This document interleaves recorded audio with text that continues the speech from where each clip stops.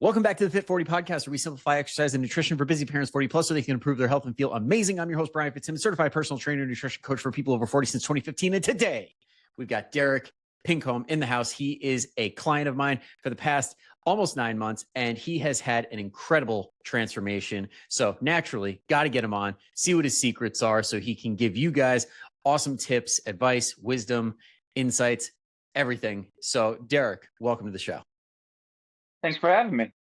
Absolutely. Thank you for coming on, because I know you've experienced some crazy results in comparison to many along the journey, because I think what you've experienced is what most people hope for when they get into their diet, when they're like, okay, I want this, and this to happen. And you kind of just experienced it all. So for anybody who's like, okay, what the hell, what is he talking about?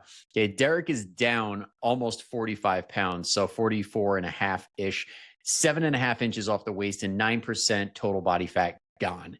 And you got more energy for work, for sports, for your daughter, for your wife, Courtney, who's also a client. And I'd love to just go into all that. Let's do it. All right. So before we get into what you did that really worked, let's take a step down memory lane. So before you joined FIT40, what was your experience with diet and exercise? I really didn't have a diet plan. It was more or less just exercise, and I was just kind of like, I can eat pretty much whatever I want because I'm working out and I'm doing X, Y, and Z so much. Turns out that wasn't the case. Not at all. I was getting stronger, but I still had the belly fat, and that was kind of the main driver for me, was to get rid of that belly fat. And once I was recommended to you by Sunny, and it just started, you set up this program for me, and you're like, just trust the process, and it just started falling off. I mean, I hate to say that because it's just so cliche, but it was literally falling off. Like the first 3 months, I was down 20 pounds or something ridiculous. It was insane. I couldn't believe it. Yeah, you were definitely the definition of a hyper responder, because it seemed like from the second we got going, it was boom, down. But I like how you touched on a couple of things there. Number one is the whole trusting the process thing. And I know I saw a video recently from another creator. I actually met her out in a conference in Vegas, and she lost, I think, over 100 pounds. And one of the biggest things of her journey was just radical acceptance. Listen, I've hit the point where it's screw it. I will do whatever you tell me to do. I will follow it to a T, because what I'm doing just ain't working. So it feels like you almost hit that same point. Absolutely. Because I was going into GNC and I was like, hey, I'm doing X, Y, and Z. What do I need to do to get to this point? And they recommended me all these supplements and crap. And I'm just like, this doesn't feel like it's right. I mean, I was feeling okay, but it wasn't clicking with my body. And I don't know. It's just, I was, that's pretty much it. I was just radical acceptance. I was like, it's not working. They're like, if you really want to do it, you're gonna have to count your food and your calories. And I told you that when we first started. I was like, I don't want to count my food. I don't want to wait. I don't want to do anything. And he's like, listen, you're like, listen, if you want to achieve your goals, you're gonna have to do it. And I was just like, you know what? I'm just gonna give in. I'll do it. If it works, it works. If it doesn't, I can say I tried. And then it worked like gangbusters. Yep. And I think because we do have people that do approaches that don't involve the calorie counting, but if we're being truthful, it's the most direct way to do it. Because can you lose weight not counting calories necessarily? Yes, some people can, but most people can't, because there's so many other factors that come into it. And I'm curious, when it came to you counting the calories and understanding, okay, I'm getting this many calories from X, Y, and Z. What were those calorie bombs? What were these things that you're like, I didn't realize? My sunflower seeds, huge, huge. Because I would eat a bag a day, and I'm like, oh yeah, sunflower seeds are good. They're healthy for you. And I start looking at the back and putting in the calculator, and I'm like, oh, these are not good for you. These are, it's like if you're playing softball or something, that's a great snack. Don't get me wrong, but if you're gonna munch on them all day, that's bad news. And then the other one, it was the way I was eating too. I wouldn't eat much throughout the day, but then I would eat a whole bunch at night. And you're like, well, that's your other problem. That's why you're so hungry throughout the day. And then you're eating so much at night to make up for everything you missed for the day. And your body is having a hard time responding to it, because then when you sleep, your digestion, cuts down and all that stuff. And I'm like, all the stuff that you said was just making sense. And I'm like, well, no wonder why none of this is working. Yeah. And to your point about the sleep too, I know like we had discussions like on hydration because it's like we were doing all these right things, just like not necessarily in concert with each other. Like they weren't creating this harmony, but we were doing all these things that we're supposed to be doing, just not quite the right order. Like the Absolutely. hydration getting in the way of sleep, where it's like, okay, we're chugging, chugging, chugging, and then we're waking up multiple times a night, not having energy, leading to feeling like crap the next day, moving less, eating crappier. And it's just this vicious cycle. And then going back to earlier, I was eating fruit like you wouldn't believe. I was like, fruit's healthy, which it is, don't get me wrong. But I was having a banana in the morning, a banana for lunch, and a banana at night. And you start adding up all those carbs and everything from a banana. I was like, oh my gosh, you're eating way too much fruit, man. Like I've never seen anyone eat as much fruit as you. He's like, just balance it out a little bit throughout the day, and you'll be okay. So it's just Yeah. trying to compensate at the end of the day. That was really, really screwing me up. Yeah, it's almost like that classic case of anybody who's ever done Weight Watchers and just gone bonkers on the 0 point foods to the point where they've eaten so many of them that the calorie count is so high that you just do not give your body a reason to pull from fat stores, like plain and simple. It's just, it's one of those things that you need to understand how much, no matter how good or how bad or how in between you deem that food. And I think that was probably like the biggest turning point for you because we identified these calorie bombs in your Mhm. day, and then all of a sudden, boom, everything starts falling off. Well, you shared that one clip um, of someone who never tracked their food, and then they're like, "Just guess how much calories you think you had throughout the day." They guessed it, then they actually weighed it, and they were over by like 2,000 calories. Like when you start adding this stuff up, it's really mind blowing how much calories are in your day to day, and how much it can get away from you if you're not tracking it. Yeah. I mean, I know I actually added that into the curriculum for the first five. I'm like, I keep saying this, I might as well put it into the actual curriculum. And it's crazy at like when they test people and say, okay, how much do you think you're eating versus how much do you actually eat? And they've got scientists watching your every bite and like doing all the things they need to do to get accurate. It's anywhere from like 30 to 60% off. So like you figure you're like, oh, I only eat 1,200 calories a day, but you're off by say 50%. That would be an extra 600 calories. So now you're at 1,800 and you're like, but I'm eating 1,200 and I'm not losing weight. It's like, no, you're eating 1,800, thinking you're eating 12,000 or 1,200. So now, not only are you frustrated and pissed off, you're also accumulating diet fatigue because the longer you're on a diet, you're like, this sucks. This sucks. I hate it. I hate it. I want to be done with this. And you're not making any headway. Absolutely. Then you just get discouraged. And that's what I really like about your program and meeting up with you is you're like, this isn't a diet, this isn't a fad. It's straight up a lifestyle change. And it's again, it sounds cliche, but that's exactly what this is. And when I started doing this, prepping everything and having chicken for dinner and all that stuff, I'm simple. I'll have the same thing every night. I really don't care. To other people, it might, but when I'm eating the same thing every night, it's one less thing I have to worry about. It's all prepped. I don't have to worry about, oh crap, what am I going to have for dinner? No, I got chicken in the fridge. I got my vegetables all ready to go. It's one less thing to think about. You just come home and your food's there. And it's just so convenient to have that knowing everything's set up and ready to go. Yeah. And when it comes to that lifestyle component, I'd like to go a little deeper on that because I know you just said meal prep is a big, big thing for you. Was there anything else that you feel like you weren't doing just mindlessly throughout the day that you are doing it now and you feel like it's providing a lot of benefit? It's a good question. I would say just getting my steps in. That's another good thing that you pushed was if you're gonna go to the gym and you don't feel like doing a workout, or if you can't go to the gym, just get in a nice walk. Get your minimum of 5,000 in, which is what, roughly like 2 miles. You can easily get that in a day just walking around and doing stuff. But I like to push for a little bit more. And it gets the body going. And you said it releases something in your body. It's like a natural like lubricant or something. It releases inside your body so all your joints and everything are good to go so you're not as stiff. Yeah, There's some days. it elevates your tissue temperature. So when you do that, like when you do like get to the point where your body temperature is actually elevating, it loosens up your muscles because now there's increased blood flow, which can alleviate some stiffness and joint pain. Yeah, because there's a day after I'll play hockey and I'll get home. I won't go to bed till like 1 or 2 in the morning. I'm not gonna lie, and I'll still wake up and go to the gym, and I'm all groggy and everything. But I start getting that walk in, and I feel so. awake and alive again. It's just nice to get everything going, because if I don't do that, I'm going to be groggy all day. Yeah. And that's coming from somebody who literally walks for like a living. So Yeah. like how for any I know I think I left this out that Derek works for the post office and is like on his feet constantly. When it comes to that type of a job, I know it can be very, very like I guess lack of a better word would be like it can be challenging. Like it can pose a lot of things that get in the way. Like I know I've worked with people who also do the same job who struggle with finding good options while on their route. So when it comes to styles of jobs like this, where it's like you got something to do all day, like how do you manage to make good food choices and do things that put you in a position to see success? I'll pack myself little snacks. Instead of sunflower seeds, we got pumpkin seeds, a lot healthier option. Calories are low. The fat is decent, but I get a good source of fiber from it. I try and drink more water because that helps alleviate that I'm hungry sensor, at least for me anyway.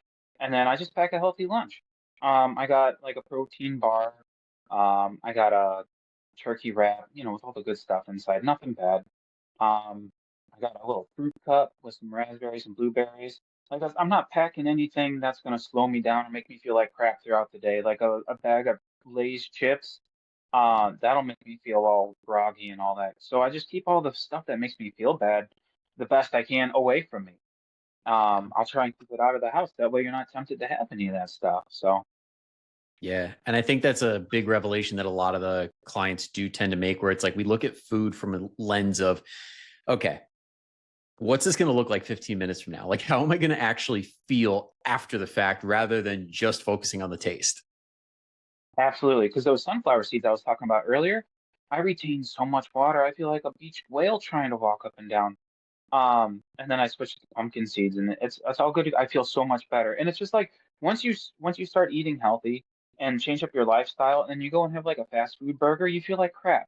And it's like, why would I want to feel like crap when I can eat this healthy food that's home and your body doesn't respond well to it?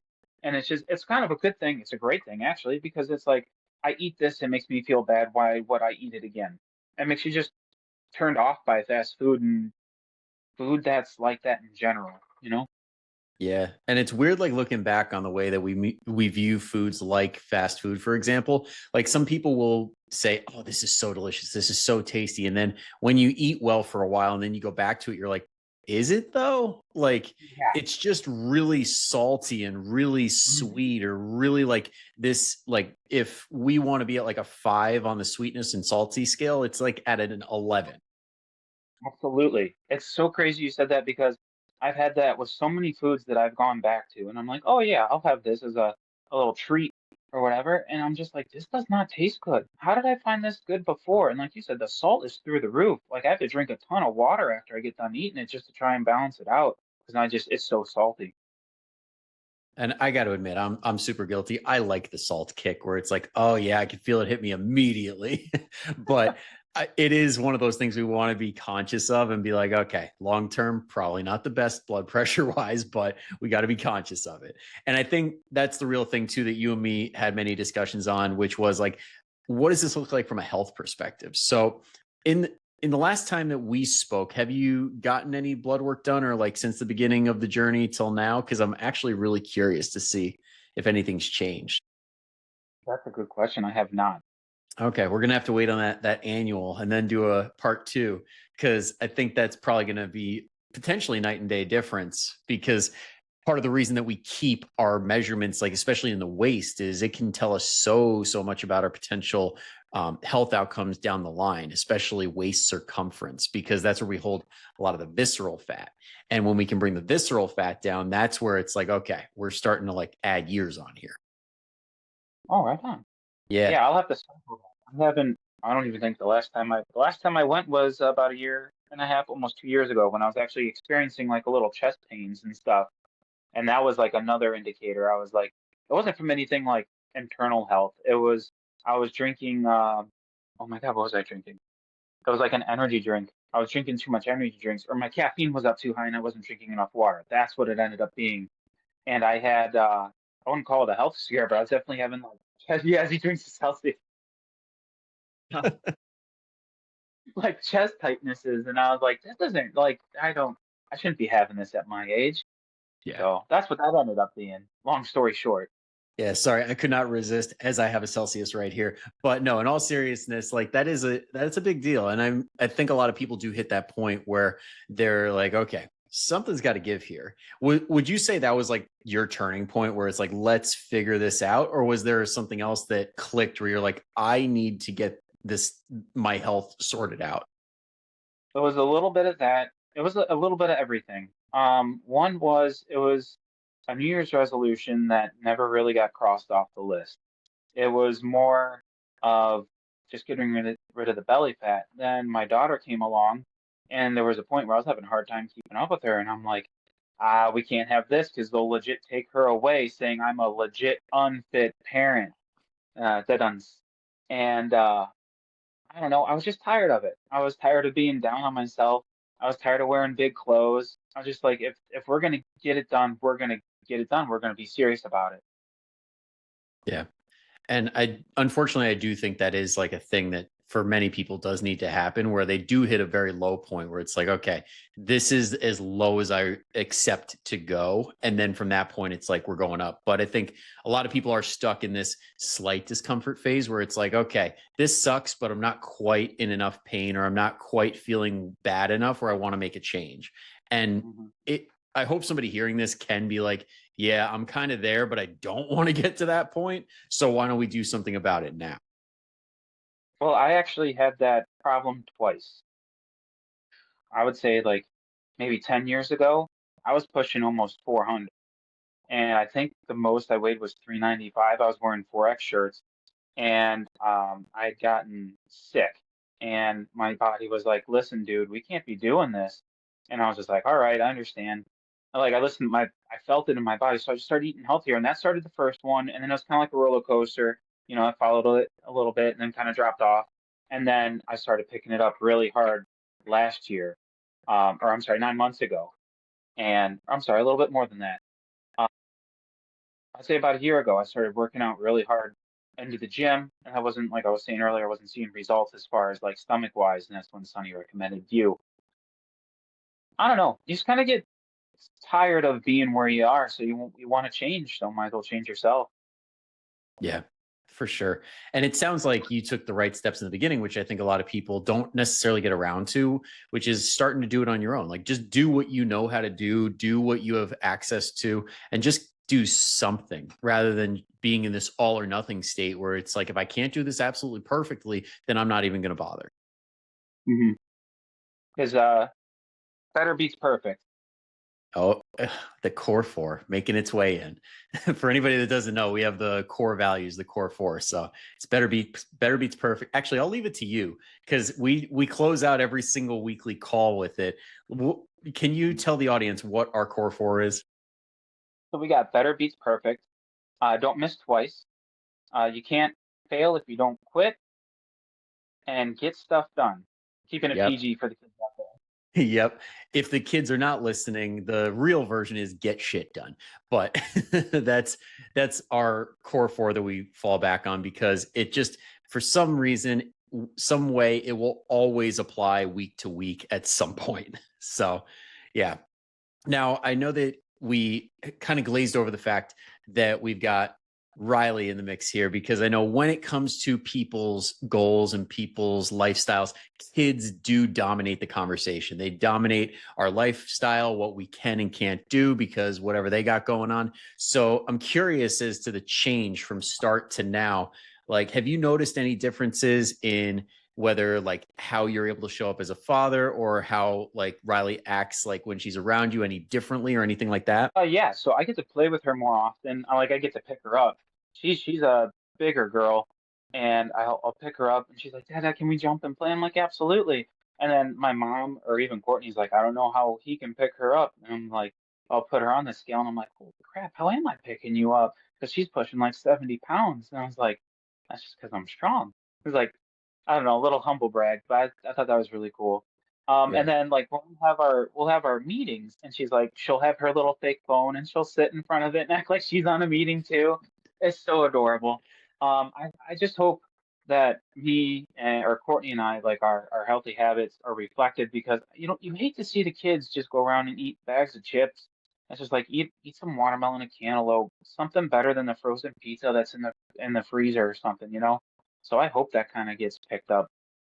Yeah, no doubt it will, because I mean, when it comes to the way kids act, it's usually a mirror of the parents, at least when they're young. Like when they're teenagers and stuff, they'll pretty much do the total opposite of whatever you tell them to do. But like when they're young, it's like they want to be like mom and dad. And I think Riley's very much in that place where it's like we got her shirt on the way, even though I swear this has been like the shirt from hell, but I'm going to get it to her.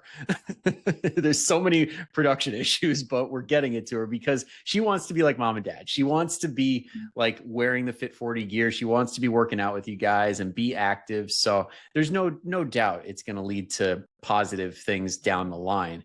And not only that, like she also is seeing you guys be active. So it's like that's going to be the norm, where it's like, well, mommy and daddy work out, like I should be working out, right? Kind of the same flip side of the coin, where people will say things negatively about their bodies and their kids pick up on it, where it's like, oh, I look fat in this dress. And then you catch your younger daughters saying, does this dress make me look fat? And you're like, whoa, where did that come from?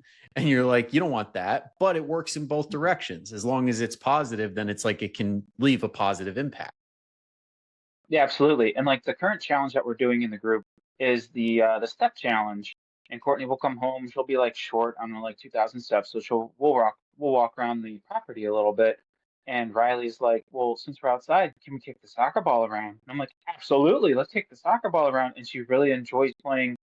I wouldn't call it soccer yet, but I'm like, "Baby girl, if you like playing soccer, we can get you signed up. Like, let's get this going." Like, as a girl dad, I'm so excited. So I'm going to be on those sidelines And hyping her up. you picked a great sport because there's a start and a stop time. It's not like baseball where it can just go on and on and on. You picked a great sport. And it's the cheapest one that I can think of. What's she gonna need? Some Yep. shin pads? And the jersey comes with it. I don't want her playing hockey. It's too expensive. Yeah. Oh, that's brutal. I feel for all the hockey parents out there. That's a lot of equipment. Especially if you're a goalie parent.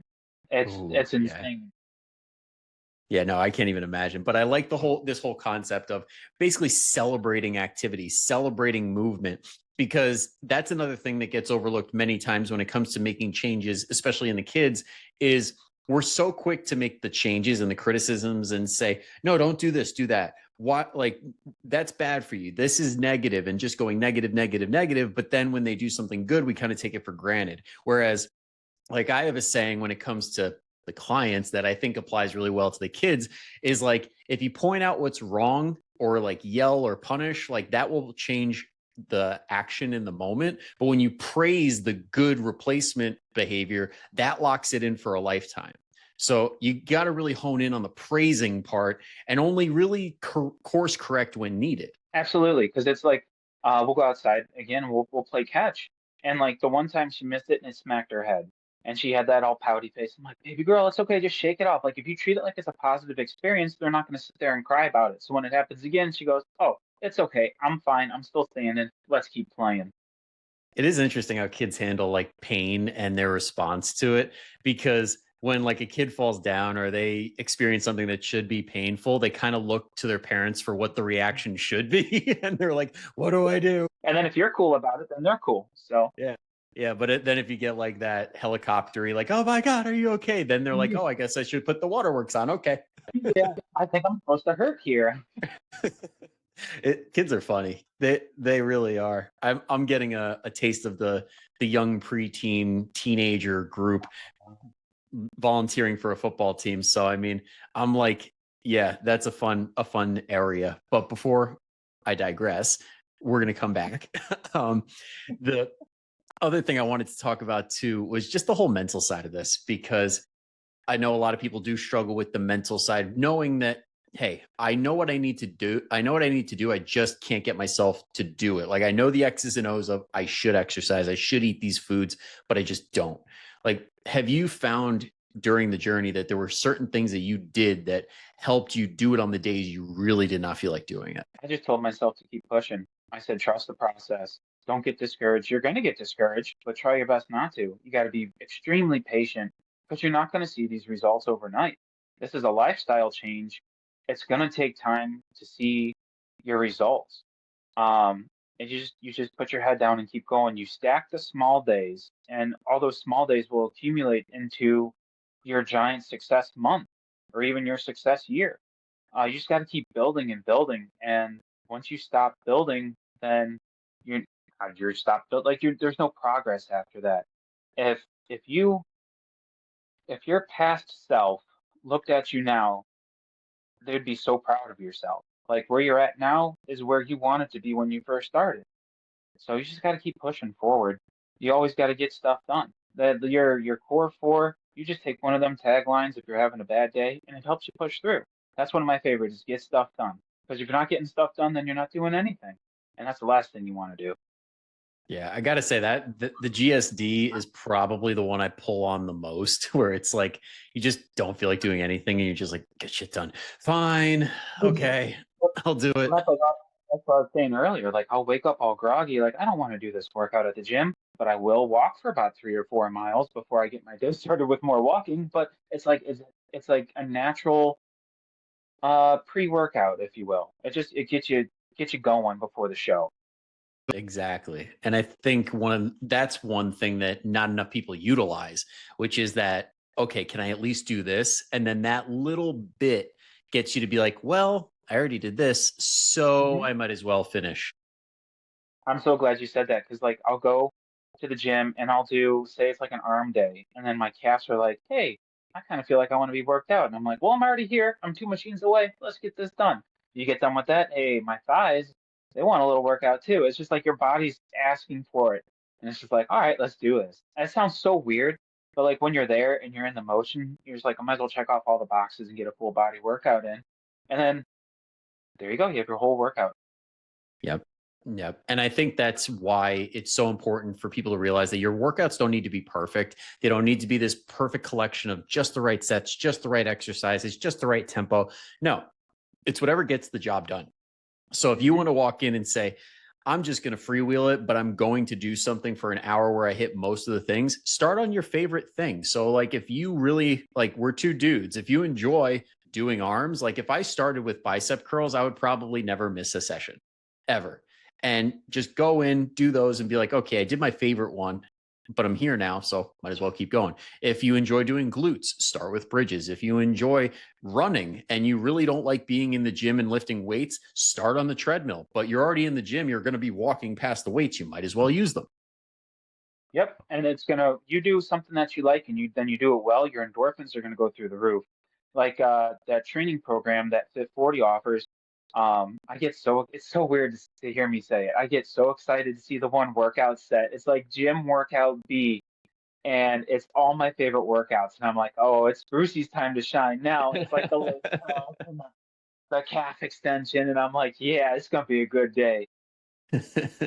Yeah, I know.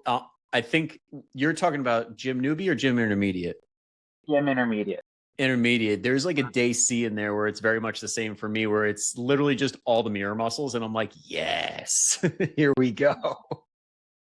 And then what did you say? It releases what is it, glycerin? What's the thing that your muscles like will produce and it makes them all puffy looking?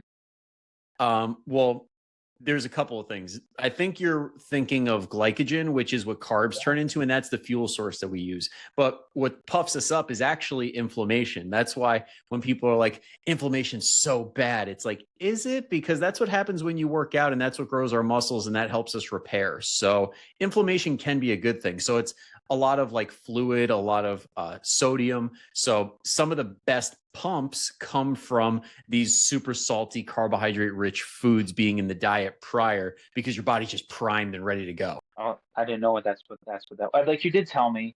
But there's nothing better than walking out of the gym feeling all puffy. You're just Yeah. like, yeah, I feel the confidence, you're just like so high, it's awesome. Yep. There's nothing better than feeling that like what is called the pump. Like it might not be to the degree that Arnold talks about on pumping iron, which is borderline a little sexual, but it does feel good at the end of the day. Like it does feel nice feeling like your skin's a little bit tighter. You look in the mirror and you visibly see like a change. It's almost like a preview of what's to come if you just keep going. So it like feeds on itself.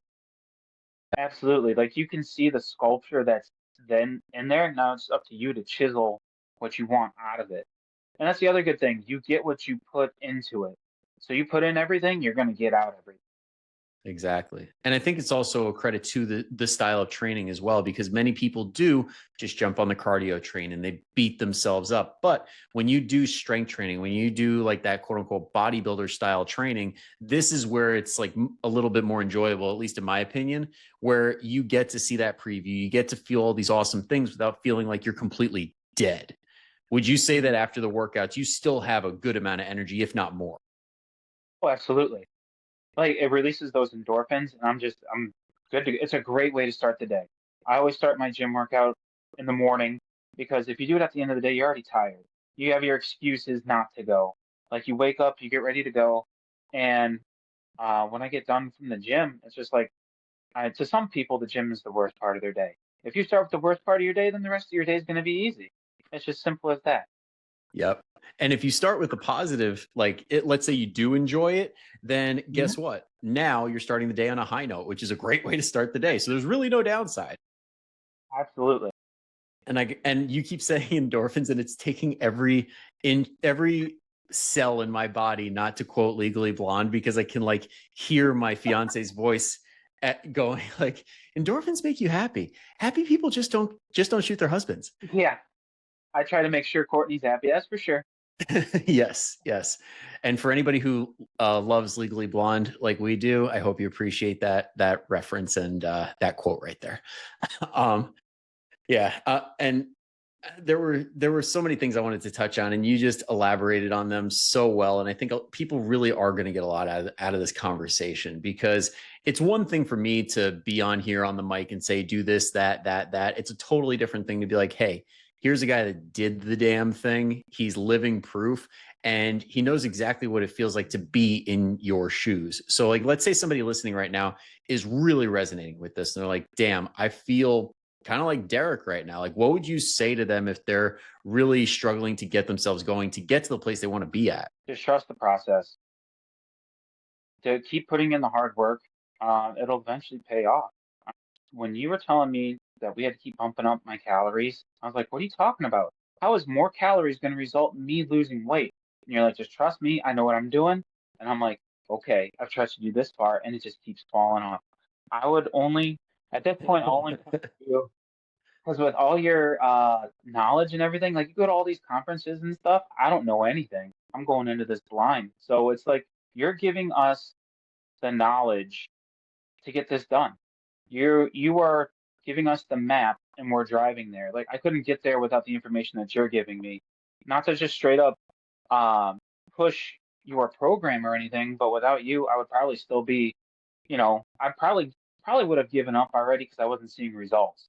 And now I got people going, I didn't even recognize you in the parking lot because of your figure or your profile. And everyone's telling me, like, especially these past couple days, they're like, you're just whittling away. Where have you gone? And I'm like, I don't know, but I want to keep it gone. And that's the other thing with this is I'm kind of getting away from answering your question. Um, it's staying on. It's not coming back. Like this program that we're doing, the way you're setting everything up, it's not coming back, which is fantastic.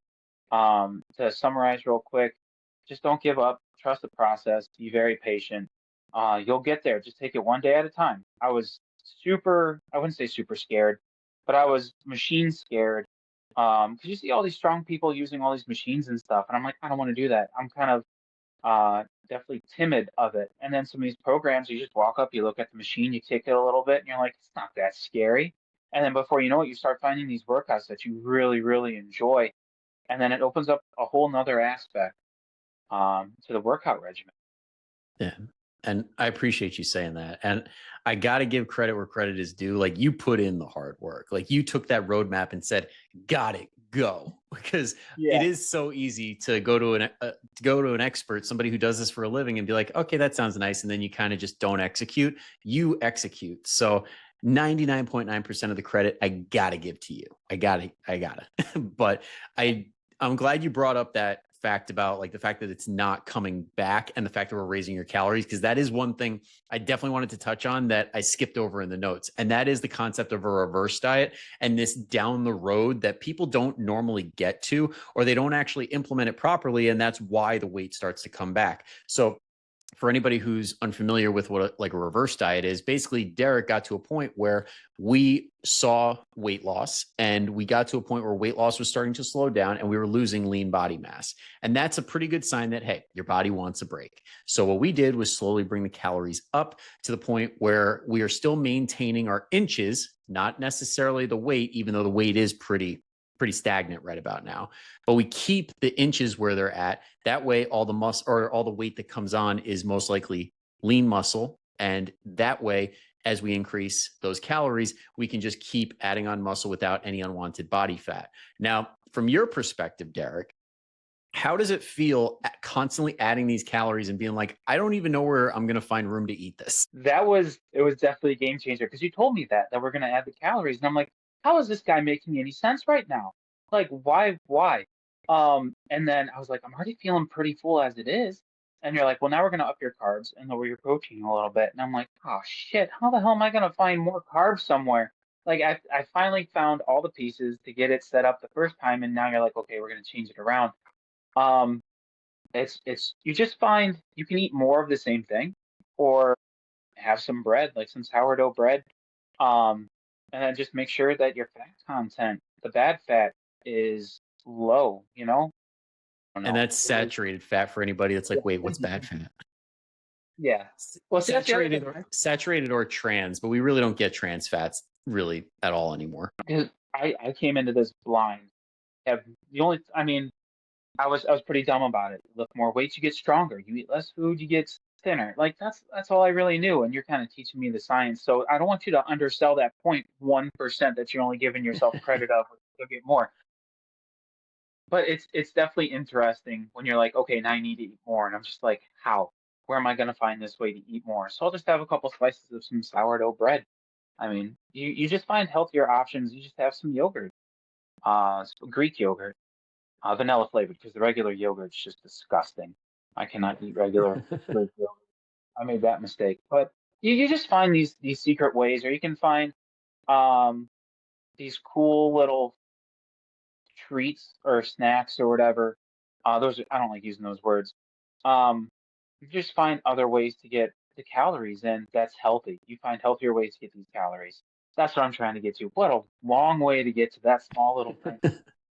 Yeah. And as we keep going, because I mean, to as we were like talking before, I'm like, okay, this seems like a good spot to like cap it off. But then you keep mentioning these things, and I'm like, no, that's a great topic too. And two of the ones that just came up, number one was like how do the workouts feel? Like how does the energy compared to being in a deficit to where you're at right now? Because I think people don't understand how good it should feel going from your diet to like increasing calories without jumping into overblowing the calories and gaining the weight back, like that sweet middle. When we first started, I think you started me out at like 25 or 2,800. My workouts were good, but I was feeling sore. Now with it at 32, I can do these workouts. I don't feel sore at all. My muscles don't hurt. They feel better. They feel like, oh, good, we got our workout in. I wouldn't say I feel refreshed, but I definitely feel a lot better than when we first started with the workout. That's a very good way of putting it. Not like totally refreshed because we did something, but it definitely feels better than deficit. Because it's funny, Yeah. as we're having this conversation, I literally right before we hopped on was talking to Terry, who was on the podcast most recently, and she's like, oh man, is it normal for this to feel this crappy in a deficit? And I'm like, you forget that when you're in a deficit, it kind of sucks, and then you get back to maintenance calories and you're like, oh, this feels great. But we a lot of times get stuck in these deficits for such a long time that we get so used to feeling like shit that we're just like, oh, this is just how I feel. And then you get to this place of now we're upping the calories and it's like, whoa, I like this. My muscles feel like they're saying, thank you for feeding me. That's what it feels like. Because I'm seeing the results, more definition. I feel more muscle mass on me. I can see the results too when I play sports. It's just everything feels better. I I look better, you feel better, you play better. That's just how it is. Jerry Rice had it down. Yeah. And now I'm down. I started with you. I was in like a 3F shirt comfortably. Now I'm wearing an extra large shirt that I've been wanting to wear for the longest time. And it's tight in all the right places. Like it's tight around my chest, it's tight around my arms, and it's not really that tight around my stomach. So we're slowly getting there. And it's just that's where I was telling you earlier, I got my ducks in a row. They're all walking together. And now I'm getting impatient because I want them to run. But I just got to remember that we're still moving forward and walking's just as fine. Yep. And now it's going to be when we go back into the deficit, when we go like a little further with this journey, now you've got that built-in confidence because the proof is in the pudding. Now you're just like, I have this stack of undeniable proof that when we do this thing, we get this result. So, I mean, I'm pumped to see how much further you take this. And before we cap it off, I do want to touch on the last thing that you did mention that deserves a very big mention, which is how you caught yourself when you said these treats or these snacks. And you're like, I don't even like calling it that. Because one of the big things that a lot of people do struggle with is framing around food, good or bad, or this is a sweet treat, or this is my cheat meal. How would you explain you've gone when it comes to that mental side of the journey, what you used to say or what you used to consider and now how you handle it? So I used to kind of treat myself. I was like, oh, I did really good at the gym. I'm going to treat myself with this brownie. Well, that brownie just kind of negated everything you did at the gym. So, um, shoot, I had my train of thought and I lost it. We'll edit this. That's Oh, shit. All right, repeat the question again. To be fair, this train has taken a few turns, and that's mostly my doing and my ADHD. So I appreciate you and the listeners keeping up. No problem. I could talk for hours, and not to go off on another tangent, but when I first talked to you, it was supposed to be a 15-minute startup call. That sucker turned into 45 minutes with me just asking you questions. You're like, listen, you shouldn't be taking this, this, and this. I'll tell you why here, here, and here. It's because they're trying to sell you more stuff, and it doesn't really do that much for you. And I'm just like, oh, son of a mother. I was Well, very now you bring up another awesome topic, which I think we should go into too. We'll come back to the treats thing, but let's talk about the supplements because I'm curious, how much money did you actually end up saving once we like cut out all these ones that the guy at GNC said you got to take this, you got to take that. let's see if we add it up because they're in those stupid small containers at a ridiculously stupid high price. Oh man, I would say it's for the listener. As you would save as you could. Oh man, I don't even know how to say it. You'll save a lot. I think I ended up saving probably like 350 to 400. That's A exaggerating. That's exaggeration. But I mean, Okay. we're gonna. Oh I man. mean, well, let's do the math on it because I think some people are like hearing. Let's talk about the specific supplements because I think a lot of people do hear these supplements on the internet and they're like, should I get this? Should I get that? I know one of the big things that you were taking that costs a lot of money that just does not have a lot of the science behind it to show that it's worth that much money for what it actually does is L-carnitine. It's one of these amino acids that's shown to help when it comes to utilizing fat as a fuel source. However, it doesn't really do it at that big of a rate that it makes any measurable difference whatsoever. And the fact that we are talking about fat utilization, not burning body fat. So when you use fat as a fuel source in your body, that's not the same as pulling from body fat stores. Because if you have circulating fat, like circulating lipids in your blood, that's what's being used. But you don't get those from fat stores unless you are in a deficit. You get that from the food that you're consuming. And then when you don't have enough of that, then you pull from the fat, and that's what brings it into the bloodstream to use. So it's like, cool, we're already using it. So what does this actually do? Absolutely nothing. Yeah. Or not nothing, but it's like 0.00001% difference. And they're charging you like $60, $70 a bottle. And see, that's what when you were talking there, I was trying to calculate because it's been so long since I bought these supplements because I don't need them. Um, it's like 350 every 2 to 3 months, give or take. Okay. So you So figure yeah. it's in over 9 months. You do the math. Well, we have technology. We can figure this one out. So it's 350 times 9. That's about $3,000, $3,150. Wow. See, when you break it down like that, it's kind of like no, I'm sorry, that's every 3 months. So you do it 3 times. So about 100 a month. No. It was. Oh yeah, I see what you're saying. I'm just not that very smart right now. That's okay. That's okay. But I'm glad that you brought that up because this is one of those things that people don't necessarily think about when they're thinking, maybe I should get a trainer, maybe I should get a coach. It's like you might be saving money. And then on top of that, a lot of people save money when it comes to buying snacks and things that they're just used to buying. And now we're not getting that same cost at the grocery store either. So it's like, okay, can you really not afford to get the help that you need? Or are we not making these changes that could allow for the flexibility to get the help? And I'm glad you brought that up because I think a lot of people just want to look for the easy way to get it done, and the easy way isn't necessarily the best way. Um, because with that money that you could be spending on those um, supplements, you could just get someone like yourself or someone that's in your corner, not someone that's trying to upsell you to get that extra large container because they're going to profit an extra $15. And that's the whole problem. That's a whole different road. But Yeah. And our grocery well, as you store, say that, just so people are aware, I don't know if this is still their model, but I used to work at Vitamin Shop, and our big selling point was the fact that at GNC, they'd make direct commission when they log what they were able to sell you. So they operate off of commission, not off of what you actually need. And then Vitamin Shop is like, we just educate the hell out of our people and we give you the best information. But that a lot of people don't go to Vitamin Shop because it's not as sexy. and that fired me up like you wouldn't believe. And I was like, son of a bitch. Pardon my language, because I was like, no wonder why he's trying to sell me X, Y, and Z.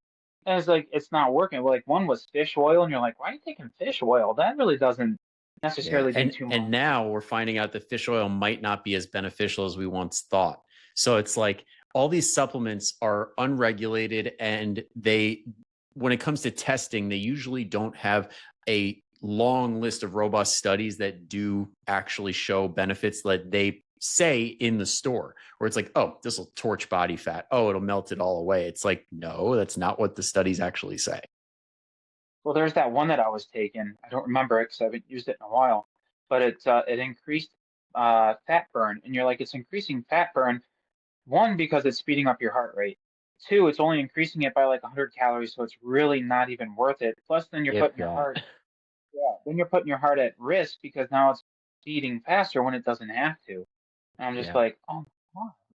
It's just like, and that's how they get people like me that don't know what to do or what's going on. You just walk into the store blindly and they're like, oh, here, take X, Y, and Z. You'll lose 15 pounds. It's like, nah, it's not the case. Yeah. Everyone wants to get skinny and be in shape, but no one wants to put the work in. That just goes the same with everything. Everyone wants to be rich, but no one wants to work for it. Yeah. If you want it, you got to There's work. there's consistencies.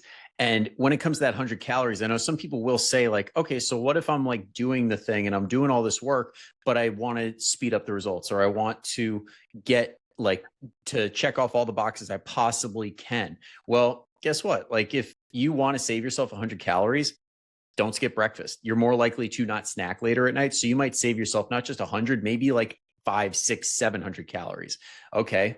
What about sleep? Are you even sleeping enough? Because the decision making center in your brain is going to get affected if you don't sleep enough hours and a deep enough sleep. And if you correct that, you could save yourself hundreds, if not thousands of calories. So it's like focus on those things first.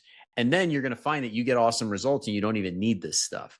And if you lose too fast, you're at an elevated risk for losing lean body mass, which will elevate the risk of gaining all the weight back. So if you really want to go fast, just know you're shooting yourself in the foot. It's going to catch up to you somewhere, Yeah. It's a patience game and doing the right things for long enough, which you are an absolute master at right now. which is crazy because I am not a patient person. That's probably the biggest thing that this whole program has helped or lifestyle change has helped is patience. I was not a patient guy, but like you slowly whittle away at it and it's good to see the results at the end of the day. Yeah. It feels good to feel good, right? Absolutely. Especially when you get compliments left and right. I'm the most humble person I know. But like everyone's just saying, and then like you put on a shirt size that you couldn't wear, like uh, I don't know, 3 years prior, and it fits like a glove. You're like, hell yeah, dude, this is where it's at. For sure. Suddenly it's brighter outside. The trees are greener. The grass is greener. Everything smells better. Just like this is life now. I like it.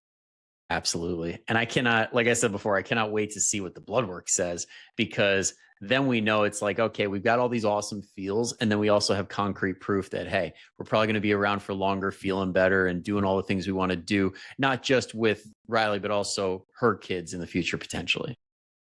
Yeah, it's definitely, if this is one thing I want to pass down, it's this for sure. Yeah, absolutely.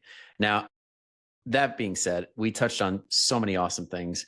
And the only thing that I have left is that treats comment. I definitely want to wrap up on that. So, when it comes to the mentality of treats, because I think this is possibly going to be the biggest thing that people take away from this, and that is the language component around food, which we really downplay and we don't appreciate enough. And we actually have companies that are promoting this good versus bad thing.